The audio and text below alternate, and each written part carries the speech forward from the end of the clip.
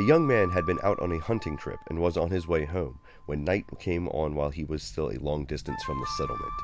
He knew of a house not far off from the trail where an old man and his wife lived, so he turned in that direction to look for a place to sleep until morning. When he got to the house, there was nobody in it. He thought maybe they had gone after water, and so stretched himself out in the farther corner to sleep. Very soon he heard a raven cry outside, and a little while afterwards the old man came into the house and sat down by the fire without noticing the young man, who kept still in the dark corner. Soon there was another raven cry outside, and the old man said to himself, "Now my wife is coming." And sure enough, in a little while the old woman came in and sat down by her husband. Then the young man knew they were Ravenmockers, and he was frightened and kept very quiet. Said the old man to his wife, "Well, what luck did you have?" "None," said the old woman. "There were too many doctors watching." "What luck did you have?" "I got what I went for," said the old man. "There is no reason to fail, but you never have luck. Take this and cook it, and let's have something to eat."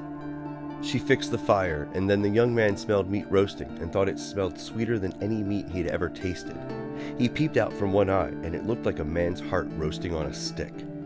Suddenly the old woman said to her husband, "Who is over in the corner?" "Nobody," said the old man. "Yes, there is," said the old woman. "I hear him snoring."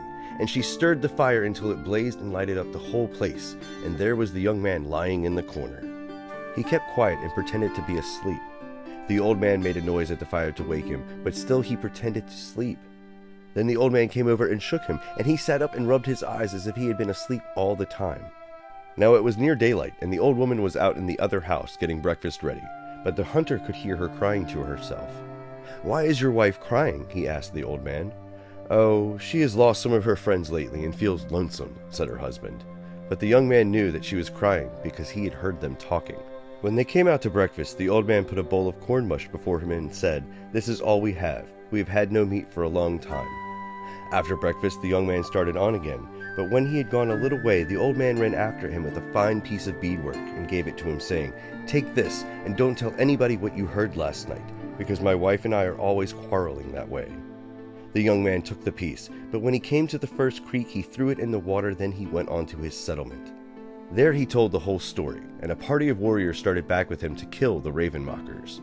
When they reached the place, it had been 7 days after the first night.